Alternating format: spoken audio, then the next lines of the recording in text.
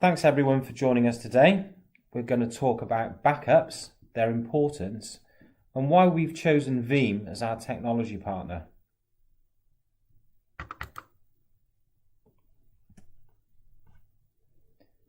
Just to introduce today's speakers, we've got Gary Hibbard, MD of the agency, also part of the Cyberfort Group, Mike Tonks from Veeam, and then myself, Phil Bindley, Managing Director of The Bunker. So let's kick off with Gary. So Gary, why are backups so essential? Thank you, Phil. That's a really good question. Why are backups so important? Well, I think, interestingly enough, I don't think they've ever not been important. Backups and having the ability to back up your data has always been a critical element of information security and, of course, business continuity for well over 20 years. We know that systems will fail, computer hardware failures, unexpected updates or systems that are updated that don't quite go as planned. We know that these can lead to a loss of data. We know that, of course, human error can occur and therefore leaves our data vulnerable and may lead us in a situation where we have to recover back to a safe point in time. Of course, we know that severe weather as well can cause significant issues to our systems and to our data, and that could be based around a direct issue such as a fire or a flood, or it could be that power lines are taken down, which means that we can't actually access our primary systems or primary data. So we need to be able to recover elsewhere. Of course, in this modern day and age, we also have to concern ourselves with the very real risk of cyber attack and cybercrime, where computers and systems will be infiltrated by the hackers or the cyber criminals, and the data will be encrypted, thereby leaving us in a situation where we can't access the data. And our first point of recourse is to go to our backups. So they've never been more important. So there's nothing new there. But we do have something new at the moment. I'm sure most people have heard of it. It's the GDPR, the General Data Protection Regulation. And the GDPR does have a lot to say about information security. But what does it say specifically about backups? Well, if you take your time to read the GDPR, under Article 32, it talks about the security of processing. And it has a whole paragraph here dedicated to what it sees as being the appropriate steps that an organisation should take. Now, not wishing to recount all of this, I will draw your attention to a couple of key parts of this. Fundamentally, the first part of this talks about taking into account the state of the art and the cost of implementation of implementing appropriate technical and organisational measures to ensure a level of security appropriate to the risk. Now, of course, this is very much focused on personal data, but you can see this here. This is about any kind of data that your organisation holds, and this statement holds true. You should be looking at what is available today that allows you, considering the cost of implementation, what the protection is that you need to put in place. What are those appropriate technical measures that you need to put in place? And of course, here we're talking about backup and backup processes. State of the art, we as consultants go into many organizations, large and small, and we still find people using old DAT tapes and using devices which clearly have bypassed their maintenance dates and their use by date, if you will. So we advise those organizations that they need to update their thinking on information security and recovery. So it's making sure that they understand what is appropriate, what technology is out there that will help them recover their business faster. Now, of course, in business continuity terms, which is a big part of information security, we talk about, do you understand your RTOs, your recovery time objective? How quickly do you need to be up and running? We also talk about the recovery point objective. So how far back in time can you roll back before it becomes problematic and starts to have a dramatic impact upon your capabilities as an organization, or indeed will put you under scrutiny from someone like the ICO. So those two terms themselves are very important for backups and for people thinking about how they approach backup processes. The GDPR does go into detail about the security of processing, and it does actually talk about the kinds of things that an organization should consider.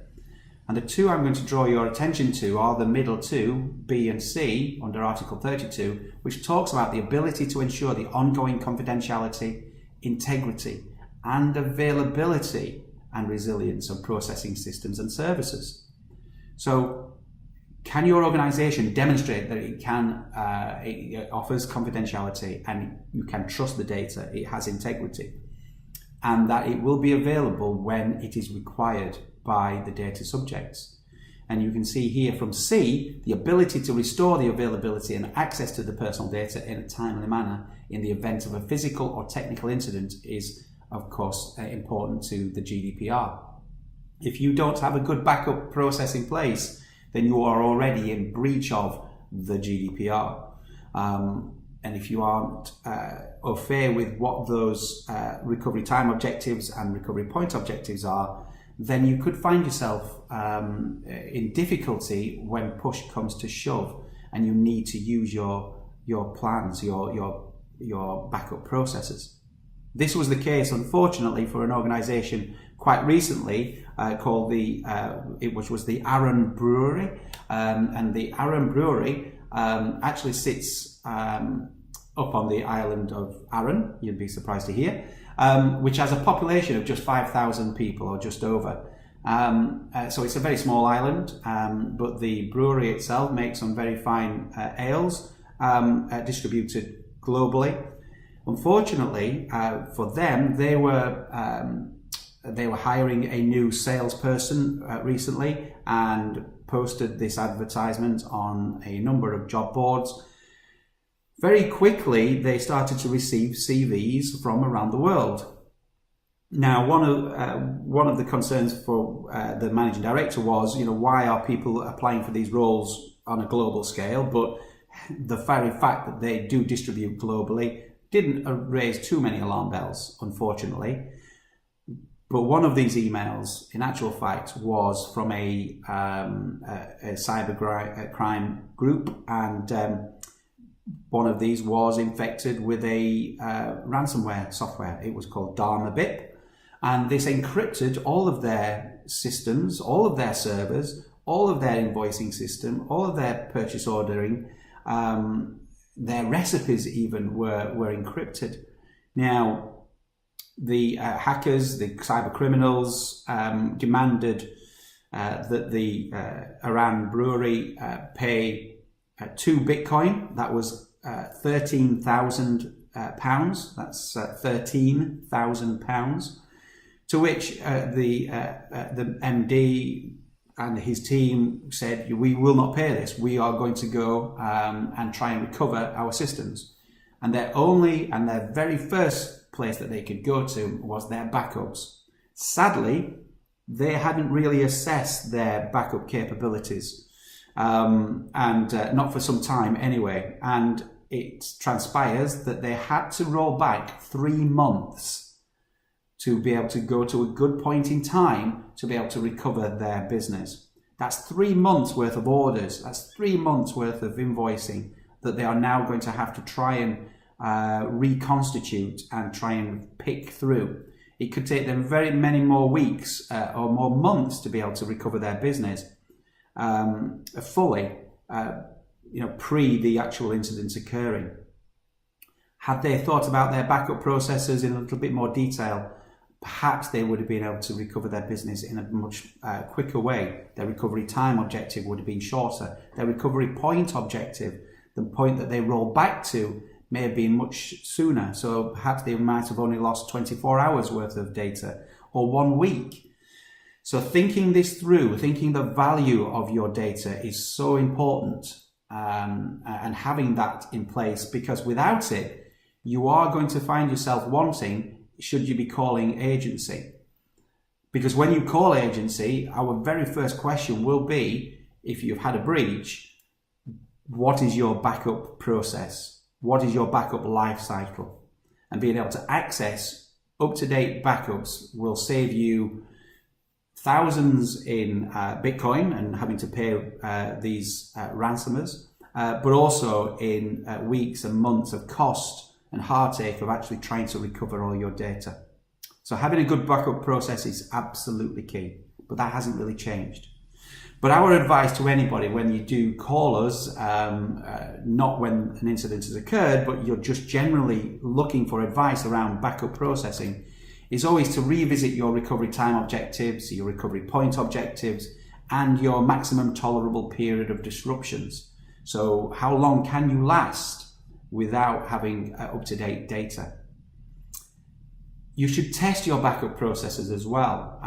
We always advise making your backup processes being a part of your management, your crisis management team tests. Backup is just part of the solution. You need to test the restore, the recovery of those systems, making sure you can actually gain access to those files when you need them. Find out now when you don't need to go into battle, and invest in that resilience and the backup technology, because ultimately it will pay you dividends. There's a very famous quote by a gentleman who once said that everyone has a plan until they're punched in the mouth, and we often say everyone has backup until they're forced to restore it. Not quite as elegant, I know, but the principle is the same. Make sure that you have a backup plan in place, a backup process, and a backup technology that works, and have it tested. Put it to the test. So thank you for that, Phil. I'll hand that back to you. By the way, the gentleman who said this was a gentleman known as Mike Tyson, and he will know more than most about being punched in the mouth. Thank you very much, and I'll speak to you soon. Bye-bye.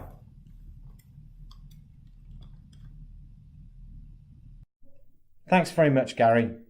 Now, over to you, Mike, to tell us all about Veeam's approach to backing up Office 365. Thank you very much indeed, Phil, for that. So, to everyone here, I'm Mike Tonks. I'm the UK and Ireland hosting manager for Veeam Software.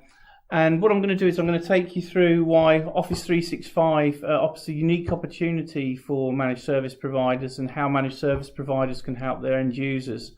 So I report within Veeam to Greg Bailey. I work alongside Pamela Napier and Rob Adlam, if you know those guys.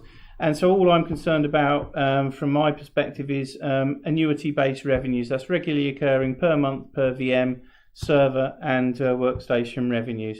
So let's touch on why there's a unique opportunity for Office 365 for the bunker, and let's know where you add value to what we're doing. So first of all, let's touch on the market. It's no surprise for everyone to know that this is a massive market at the moment. It's growing absolutely hugely in all areas. I think we had about nearly 300% growth in the cloud team, with the users that were deployed using the cloud platform and our cloud products. So this just gives you an idea of how big it is, and how big the market is yet to grow. And the key one there is on the right hand corner. So this is what Veeam is seeing. We're seeing that we're winning 15 to 30 Office 365 deals per day. Most of those are cloud deals, because the way that you consume licenses mean you get better reductions than what an end user can buy the product for itself, if you've noticed that yourself as you've gone on the Veeam website. So why is there an opportunity for Office 365 backups? And this all comes down to perception with Office 365. So most users believe that Microsoft takes care of everything with Office 365. So that means the backup, the recovery, the failing over the systems, but that's just a perception that Microsoft hasn't really quashed. We're a very big partner of Microsoft. We work very well with them. In fact, we're their partner of the year this year. But this is the challenge that they face. Microsoft takes care of the infrastructure. Now, the infrastructure is not a backup. If your infrastructure goes down and you recover it, then you may have lost data. That's where you need a historical copy of the data. So what do analysts say regarding Microsoft and Office 365? And by the way, the same methodology can be applied to any software as a service product, and Veeam is looking at other products as well. So this is why analysts say that we need an Office 365 backup, limited access, retention policies, security vulnerabilities, and regulatory exposure, which we're going to talk on a little bit further. So here's what Gartner says about Office 365. The Gartner guys are saying that Office 365 requires a backup and that you should consider investing in third-party backup and recovery solutions. Forrester are saying exactly the same for software as a service products, because they're basically saying that software as a service providers do not provide adequate backups on these products. And this goes for the same for ESG as well. So all analysts, the key point of these slides is to say that all analysts are in agreement that you do need a third-party backup product for Office 365. So what do Microsoft say? Microsoft say, Office 365, it's your data. You are responsible for your data. You own it and you control it. Microsoft are responsible for the infrastructure for Office 365. You are responsible for the data within it. Now, that could apply two ways for you as an MSP. That either means that the bunker can take on that responsibility, and you are well positioned to do that. But it also needs to be that the end user is aware of that. And that's something that you as salespeople need to be selling to the people within your target accounts and your existing accounts. So we come to what we call now the shared responsibility model. We know that Microsoft do some things, and we know that MSPs do some things. So this is what the shared responsibility model looks like. So Microsoft's responsibility, as we already know and as we've touched on, is infrastructure. They're responsible for, if something goes down, for failing you over to another area of their Azure infrastructure, so in a way that you may not notice, or there's a very short delay. That is not a full backup. They're responsible for replication of the data for geo-redundancy, and trust me, again, another reason that you need backups, if you pick up a bug and you have geo-redundancy with that bug, you're actually copying the bug to somewhere else. So that's why you need historical, clean copies of the data taken at regular times. Recycle bin, and also to all the other layers of security that's associated with Office 365, physical, logical, and app level type security layers that Microsoft are responsible for. Also, to an extent, they say that they're responsible for regulatory data. And the one thing I'll say is that Microsoft's legal hold is nowhere as powerful as what the bunker can do with the Veeam product. So what is your responsibility for Office 365? And when I say you're here, I mean the end user's responsibility. So you're responsible for the data. As we've already said, Microsoft have told you you're responsible for the data, residing in Office 365. You are responsible for taking copies of the data and putting them into a different location. We've had many examples over the last, certainly 18 months, where Azure has gone down and we haven't been able to get access to Office 365. I know it happened, I think it's about 3 Fridays ago that happened as well. Full data retention. So the retention that Microsoft offer you may not be the retentions that you need within your business as well. So we really need to make sure that you're not adapting your retentions and your compliances to what Microsoft offer as a standard product. And again, we overlap here with security and regulatory compliance in terms of what we're doing as well. So. And we're going to touch on that a little bit more. So this is the shared responsibility model that you should be aware of when you're taking Office 365 proposals into your end user customers. So let's touch on your responsibility as an end user and your responsibility in fixing it as a managed service provider. So these are the 6 reasons why we need an Office 365 backup: accidental deletion, retention policies, internal security threats, external security threats, legal compliance, and managing hybrid deployments and migrations. So accidental deletion, this is so easy to do. So everyone's deleted a file or something that they desperately needed.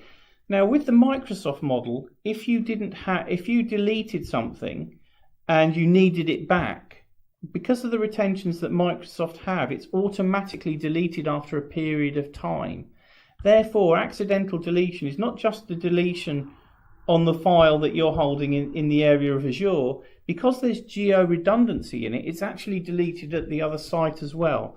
So we have to be very careful, in terms of being able to recover accidental deletions with a certain retention period. Because with geo-redundancy, it's very quickly replicated throughout the estate. So here's an example of retentions. So what Microsoft offer are standard retentions with their Microsoft Office 365 product. As you can see, if someone leaves the company after a month, their data is permanently deleted. Now, you guys in the bunker and under the Cyberfort banner know an awful lot more about what that could mean in terms of compliance than I do. We now have SharePoint online sites. We've got OneLive for business files as well, and they suffer from the same retentions as the standard of 1 month. Anything that's deleted from Microsoft Office 365 after a month is permanently deleted. Okay, so the key point of the slide here is to show you're not in control with the base offering from Microsoft, the retentions that exist for your data. It's very important that is understood. Again, these are the average times that it takes to discover that your data has been compromised. So if you try and go back 140 days, which is saying here, you'll be very lucky to get any data back out of a Microsoft Office 365 environment with default settings. So as you can see there, it's only 30 to 90 days with Microsoft with what they call legal hold. So when we come to Veeam, with what can you as an MSP do? You can just have whatever retention periods you want. Now you can take a copy of the data, you can put that back into Azure if you want. You can put it onto your own infrastructure as a cloud provider. You can put it anywhere you want. But the key point is that you're fitting the retention periods that your customer requires, not what Microsoft tells you. Okay, we touched on employees leaving. When an employee leaves, we saw that we only have a month and then the data is permanently deleted. So what happens is sometimes we keep a mailbox for Office 365 open to be able to recover the data, or then we put the PST file somewhere and then give people access to that PST file. So employees leaving is really important, that we've been able to keep an accurate track and a searchable track of what he did before he left. Employers don't just leave, they also maliciously within the organisation delete data. So that's very important that we know that. Once the employee's inside the area of trust, they can delete anything they want. So we've got to be very mindful and be able to recover that data if it's maliciously deleted. I, as a salesperson, we take it as nature that when we leave a company, we absolutely scrub our laptops. So that's an example of what is commonly accepted as employees deleting data. Is people like me as salespeople deleting data when they move from company to company. So when we deploy Office 365, which is the software as a service, what we do is we federate Active Domain with our Office 365 infrastructure. What that means is that when we're inside the AD environment, AD doesn't know what is a genuine inquiry or an external threat. So what we're able to do is, once people can start to delete a lot more data within the Active Directory environment once it's been federated with the Office 365. And obviously, AD doesn't know if it's an external threat or it's an internal genuine request. So it's a key area there is in terms of how we integrate Active Directory with Office 365.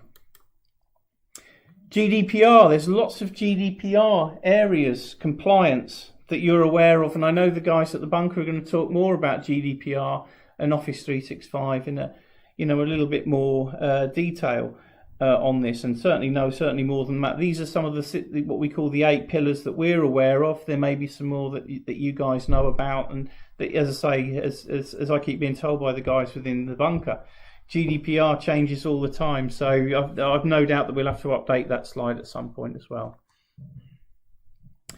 So what is Office 365? It's a SaaS. It's a SaaS product. What does that mean? When we bought it, we thought we didn't need infrastructure. We didn't need cooling. We didn't need real estate to run it.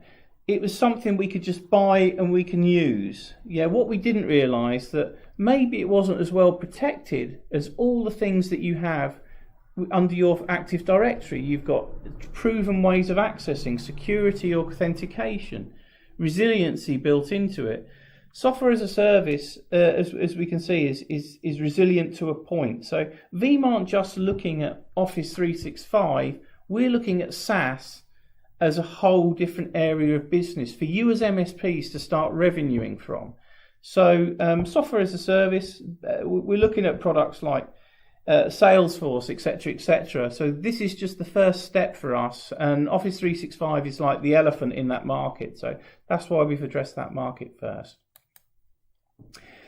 So what's new in version 2? I've been asked this a few times by some of the guys, and it's here. So we've got the OneDrive, we've got backup for OneDrive now, and we've also got the backup for SharePoint. And finally, we've got the a job wizard, which is easier to use across all of those different products.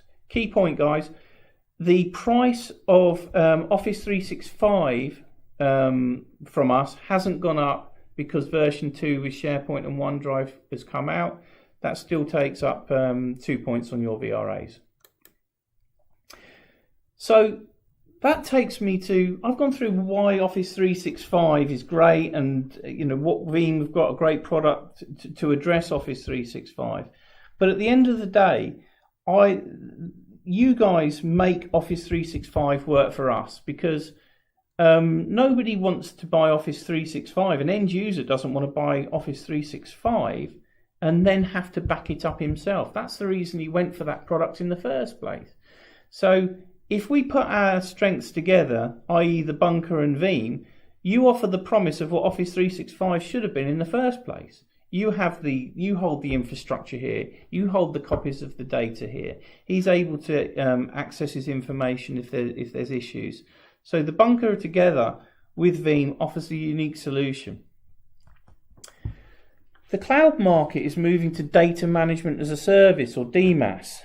So is it just enough now to run a backup as a service or a disaster recovery as a service for applications? Yeah, many do that. So data protection is what most people do today. What the bunker have is they have additional areas that the guys are going to go into more in terms of data governance and data intelligence. And what I'm starting to see now in cloud providers is DMAS is going to start to become the norm. One of the conversations that I've been having, for example, is using proxy DPOs, for example, for backup for Office 365. That doesn't necessarily need to just stay with Office 365. That could apply to backup as a service. How do you, people don't want to be DPOs, it's something that is generally forced upon them, But if you can take that as a service and add that to your backup as a service, for example, these are the unique things that you as service providers can provide that I can't do as a software provider to you. So if we align what data management as a service is with what the Cyberthought Group offer, you're uniquely positioned to take care of the data, the DMAS market. With the three different areas that you have with the Hensi, Arcturus and the bunker, you can address all of those areas. And you trust me, I see a lot of MSPs throughout the months, but I don't see any that are so well aligned to how DMAS is growing. So I think there's a unique opportunity here for you here to make a lot of money out of Office 365 and to add additional value to any other MSP out there. That's it from me. Thank you very much indeed for today, and I really appreciate it. Thanks for your time. Thanks very much for that insight, Mike. I'm sure everyone found that really useful. Perhaps now an opportunity to talk a little bit about the bunker and how and why we use Veeam to protect the data that our customers value, the data that is most critical to our clients. We've been using Veeam technology for a number of years now, and for us, Veeam was the obvious choice that we had to go down to protect the virtual systems that we run for our clients in multiple environments, some dedicated to themselves, some within our multi-tenanted cloud infrastructures. But really, Veeam for us was the simplicity with which we could use it, and the technical depth and the skills that we have now within our engineering teams allows us to really get the maximum benefits for our customer from the suite of products that Veeam can offer. For our client base, data security has always been of the utmost importance, and that hasn't changed.